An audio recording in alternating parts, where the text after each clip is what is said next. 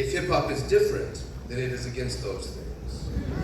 So, and also as a try not to give class, but this is what I do as a professor. When I talk about definitions, I want to talk about what is it we're talking about when we talk about hip hop. Yes. And I like to distinguish it from corporate rap music.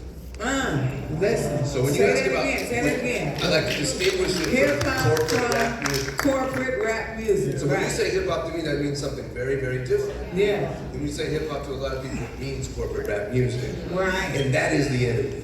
Right. That is the anti-blackness. Yes. The hip hop in its original form was rebelling against. Right.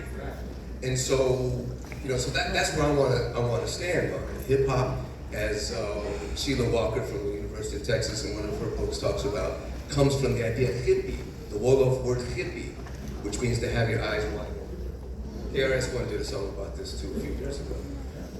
It means to have your eyes wide open. So when people say you're hip, that means you know things, right? You're hip, you know what's going on. I'm hip to the jive, I'm hip to what the capitalist is doing, I'm hip to what the racist is doing. Right. So if we're talking about hippie, we're talking about understanding the world from an African-centered viewpoint or an indigenous-centered viewpoint. And that is very different than what corporate rap is. So I want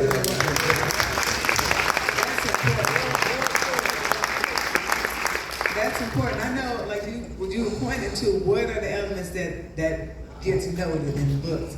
Is like graffiti art, breakdancing initially. It was graffiti art, breakdancing, the MC, right? The clothes and fashion, right? Those things that are readily identifiable, kind of.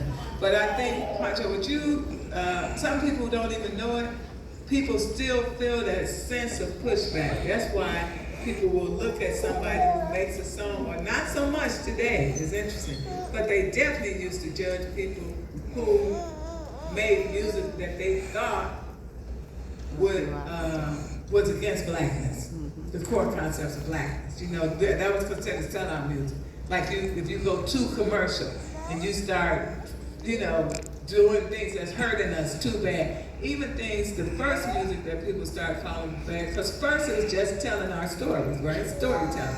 But then when people start saying other things, after police, all these things, it's still telling our stories, and it's still rebellion, like you said, fighting back, those kind of things. But if you switch to music, and it's interesting, I want y'all's opinion on this, because you all mentioned Luther Campbell. So we can talk about the switch, right? When Luke had fought for the freedom to make like very explicit songs, right? And then how that changed the culture too, right? How that changed the culture. You could make, just real, and I saw an interview with him once where he said he wasn't a real rapper, right? He tried to think of the most like shocking things he could say to get attention, right? But that's what I find interesting now, because then you get a whole generation that came behind him that followed that path. Like, so however you can shock the people the most. Like, so if I say, I killed you, shot you in your head, bam, your blood, your brain's flying on the ground, or whatever. It's so shocking that it gets attention, right? And so, my question is, do you all think that lawsuit he won was a good thing or a bad thing? From a business standpoint, it was good for him.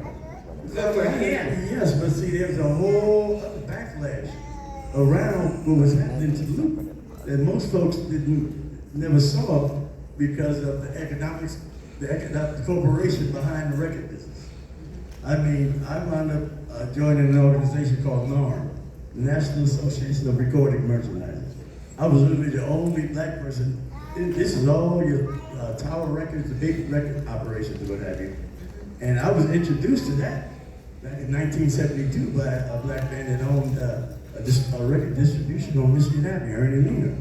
And see, so when I saw how Tower Records and the rest worked and the things that they had, and I learned they had a retail certification program that was developed at the University of Chicago that I took, and the folks would notice how over the years how I changed the look of my store and how the science of retail, that's what they did. And see, what happened was this music called rap back then. This is what it was called rap. It wasn't in white stores. Okay, but we had a chance to have, and I'm talking about even in the late 80s, we would have in stores, and man, there'd be a lot of suburban people. Yeah. But it was always safe at Georgia and what have you.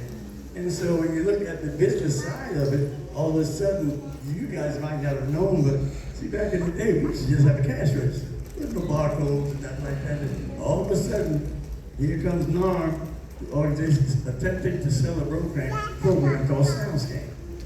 This was the point of sale system. All of a sudden, you go to the cash register and ring up, and I knew what the game was. We was selling the music that was the hottest. Yeah. And they didn't know what it was or how to find out what it was, other than through our sales. That's why they wanted a SoundScan. It was a young system, a computer system that was developed down in Atlanta.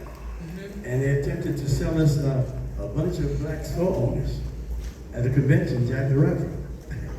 Jack the Rapper. Anybody been Jack the Rapper back in the day? Well, most folks would never go because this is industry. See, your everyday folks didn't go. Okay. Using radio, marketing, and working for labels and stuff like that.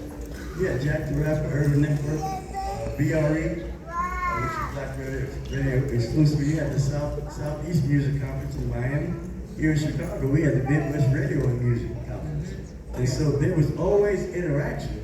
But the big guys were the ones that set the standards. It was like all of a sudden, a CD cost $18.99 at my store because it cost me $12.40 wholesale.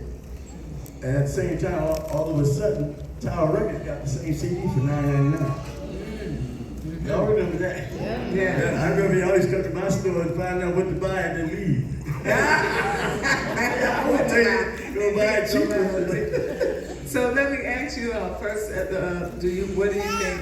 Do you think the Luther Campbell lawsuit had a good impact or a negative impact? And also, what's the difference between rap and hip hop? Is there a difference? And if so, what is it?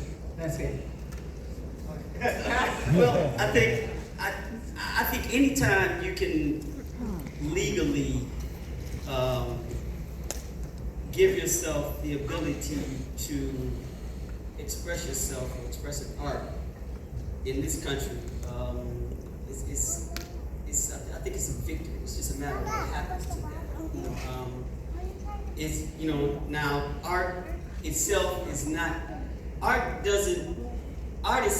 necessarily always responsible. Any art you look at, and hip hop happens to be the art that we're talking about right now. So if you want to look at Luke's situation and say, was it good? And only look at Luke for who that stood for, then you can question that. But if you look outside of Luke and what that meant for black art, being able to be free and discussing whatever it is they want to say, like telling our stories.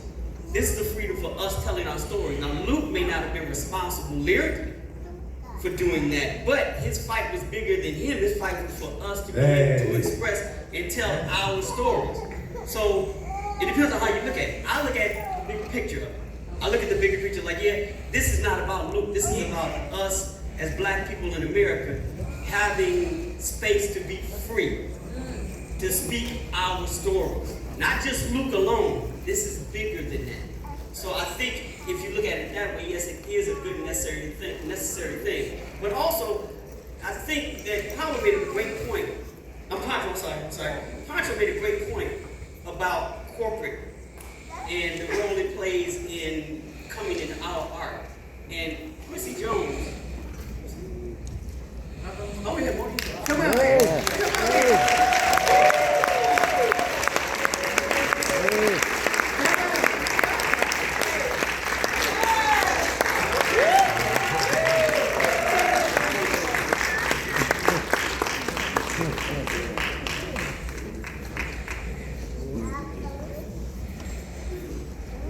Okay, finish your point. Oh, I was just about to say, Quincy Jones said something one time, and I think it's a great saying. He said, when money comes in the room, God leaves. And I really do think that applies to what you were saying about corporate coming in and playing a role in the culture and the art form of hip hop.